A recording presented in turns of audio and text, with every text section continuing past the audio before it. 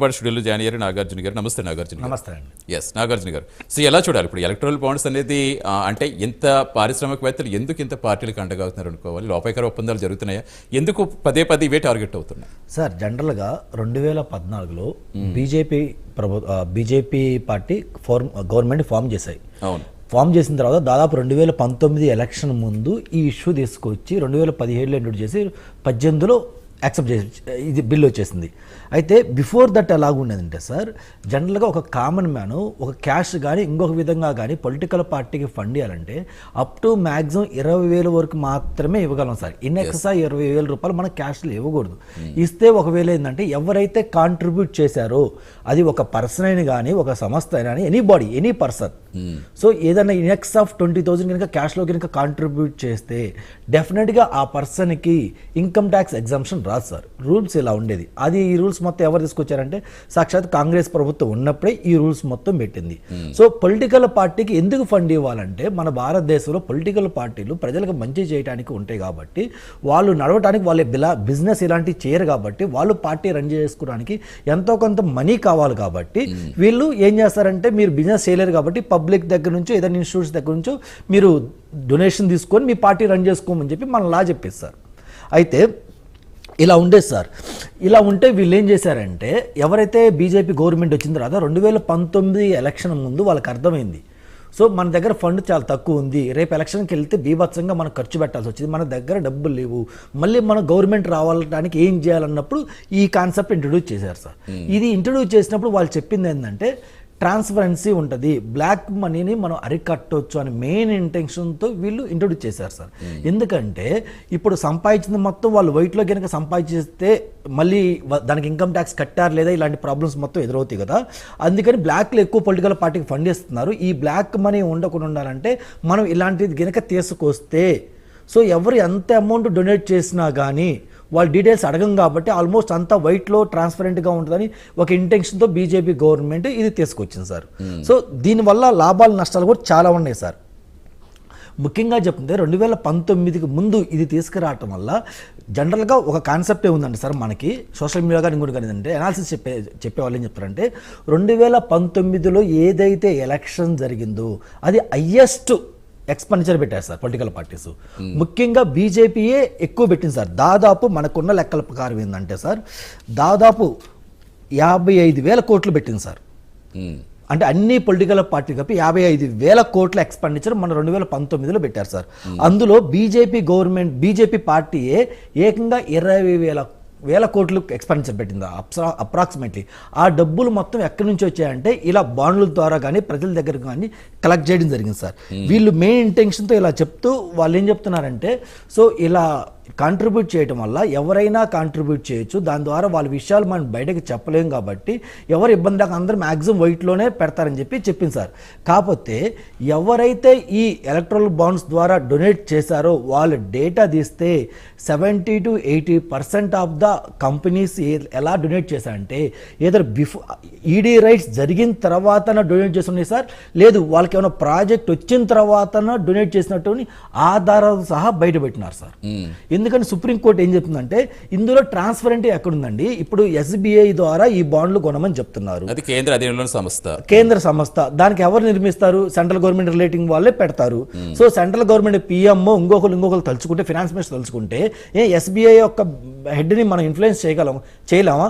వాటి data తెప్పించడం purely ఇది పెట్టడానికి ఇంటెన్షన్ ఏంటంటే, ఎవరైతే పొలిటికల్ పార్టీ డొనేట్ చేస్తున్నారో ఎక్కువ అమౌంట్ డొనేట్ చేసే వాళ్ళని మీరు బలవంతం పెట్టి బ్లాక్మెయిల్ పెట్టి డబ్బులు డొనేట్ చేయకుండా ఆపడానికి ఈ స్కీమ్ తీసుకొచ్చారని చెప్పేసి ప్రజల్లో కానీ అనాలిసిస్ కానీ ఇదే చెప్తున్నారు సార్.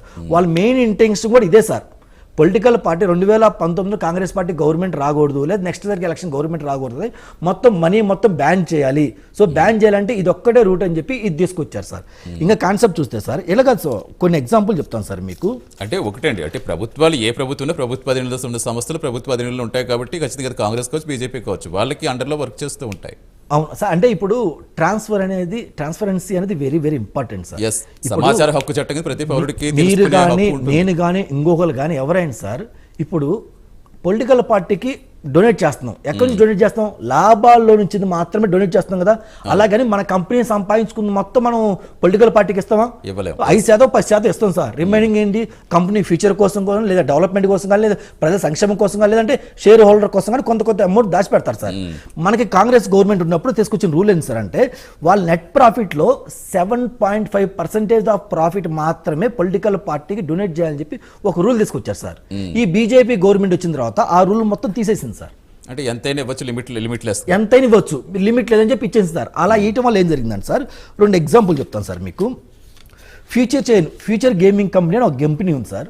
ఆ కంపెనీకి నెట్ ప్రాఫిట్ ఎంత వచ్చింది సార్ అంటే 215 కోట్లు మాత్రమే ఒక ఏడాదికి వచ్చింది సార్.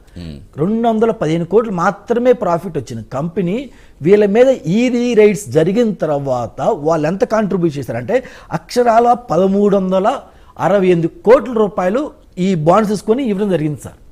ఈడీ రైట్స్ జరిగిన తర్వాత ఎంత ప్రాఫిట్ సార్ ఆ కంపెనీ? అక్షరాల 215 కోట్ల ప్రాఫిట్ వచ్చిన కంపెనీ దాదాపు 1300 కోట్లు డొనేషన్ ఎలా చేయగలదు? ఎలా చేయగలదు? ఏ కంపెనీ ఎందుకు పెట్టింది సార్? వాళ్ళ ప్రాఫిట్ కోసం వాళ్ళు సంపాదించుకోవడం పెడతారు. అంతే పొలిటికల్ పార్టీ ఫండ్ ఇవ్వడానికి ఎవరు కంపెనీ పెట్టరు కదా. మరి వీళ్ళు పెట్టారంటే ఏదో సమ్ ఇంటెన్షనల్ గా ఎంత కాంట్రిబ్యూట్ చేశారు సార్. ఎందుకంటే ఇది గేమింగ్ కంపెనీ, బెట్టింగ్ గ్యామింగ్ మొత్తం ఇది చేస్తుంది.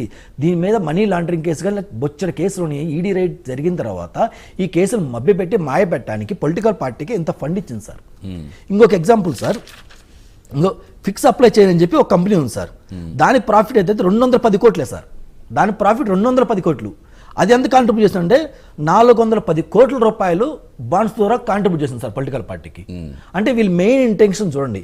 ఇంకా చెప్పుకుంటా పోతే కొన్ని కంపెనీలు ఉన్నాయి సార్, ఆ కంపెనీ అసలు బిజినెసే లేదు, అయినా పొలిటికల్ పార్టీకి డబ్బులు అదే అడుగుతుంటే ఇప్పుడు ఆ ప్రభుత్వమా ఈ ప్రభుత్వం అని కాదు, అధికారంలోని ఏ పార్టీకైనా ఈ విధంగానే ఫండ్స్ ఇస్తున్నారంటే లోపాయకార ఒప్పందాలు జరుగుతున్నాయి కదా.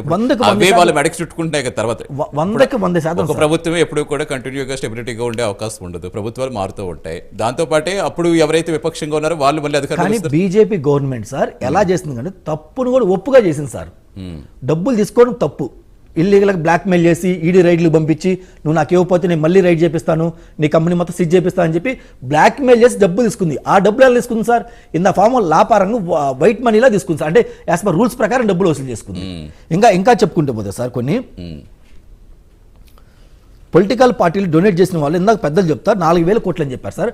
అక్షరాల జనవరి వరకు ఎంత అమౌంట్ ఇది తీసుకుందంటే బీజేపీ ఈ బాండ్స్ ద్వారా 100 రూపాయలు వస్తే 47 రూపాయలు బీజేపీకే తీసుకున్నారు సార్. అంటే అక్షరాల ఆల్మోస్ట్ 6,000 కోట్ల వరకు సార్. 6,000 కోట్ల వరకు వీళ్ళు తీసుకున్నారు సార్. 12,000 కోట్ల కనుక డొనేషన్స్ వస్తే ఈ బాండ్స్ ద్వారా దాదాపు అందులో 6,000 కోట్లే ఒక బీజేపీ తీసుకుంది సార్. మరి ఏ పొలిటికల్ పార్టీకి అంత రాలేదు సార్ ఫండింగ్. అంటే వీళ్ళు ప్రజల్ని ఎంత అదే ఇన్స్టిట్యూషన్స్ ఎంత బ్లాక్ మెయిల్ చేసి ఇచ్చేసి ఉంటారు సార్. అందులో సార్ ఈ మనీ తీసుకోవడానికి ఇలా బ్లాక్ మెయిల్ చేయడానికి వీళ్ళని ఒక చిన్న లాలో ఒక చేంజ్ చేశారు సార్. ఏంటంటే కంపెనీస్ యాక్ట్ ప్రకారం సార్ ఏదన్నా ఒక కంపెనీ కనుక పొలిటికల్ పార్టీకి కనుక డొనేట్ చేస్తే అది మస్ట్ అండ్ షుడ్ బి వాళ్ళ ఫినాన్షియల్ స్టేట్మెంట్లో చూపించాలి సార్. కానీ వీళ్ళు వచ్చిన తర్వాత ఏం చేశారంటే ఏ పార్టీకి ఎంత డొనేట్ చేస్తారో చూపించాలి సార్. వీళ్ళు వచ్చిన తర్వాత ఏం చేశారంటే అలా చూపించాల్సిన అవసరం లేదని చెప్పి అలా తీసేస్తారు సార్. ఇంకోటి ఏంటంటే సార్ అతి పెద్ద ఇంకా సమాజం తెలుసుకోవాల్సింది సార్ అతి పెద్ద వీళ్ళు చేసిన అంటే ఒకటి ఇక్కడ పార్టీల పరంగా విమర్శ గురించి కదా మేము అడిగేది. ఇప్పుడు ఏ పార్టీలు అయినప్పటికీ కూడా ఇలాగే చేస్తున్నాయి. ఇప్పుడు రీసెంట్గా ఇప్పుడు మన ప్రస్తుతం పెద్ద ప్రకంపన రేపుతున్న ఈ ఫార్ములా కేసు తీసుకుందాం. ఈ విషయంలో కూడా మాకు మాత్రమే ఇవ్వలేదు, కాంగ్రెస్ బీజేపీలకు కూడా ఇచ్చింది. పార్లమెంట్ ఆమోదం పొందిన తర్వాత వచ్చిన ఎలక్ట్రల్ బాండ్స్ గురించి మా మీద ఎందుకు అడుగుతారని కేటీఆర్ గారు అడుగుతున్నారు. అది కాంగ్రెస్కి ఇచ్చారు వాళ్ళు, అటు బీజేపీకి ఇచ్చారు, అందరికీ ఇచ్చారు. వస్తే అందరిది చర్చ రావాలని. అంటే జనరల్గా ఎందుకు ఇలా పారిశ్రామికవేత్తలు ఇక్కడనే కాదు దేశవ్యాప్తంగా ఉన్న పారిశ్రామికవేత్తలు అంటే ఇంత స్థాయిలో భారీత విరాళాలు ఎందుకు ఇస్తున్నారు? ఇంత లోపాయకార ఒప్పందాలు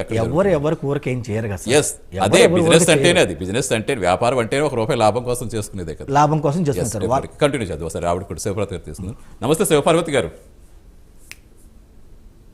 నమస్తే అండి.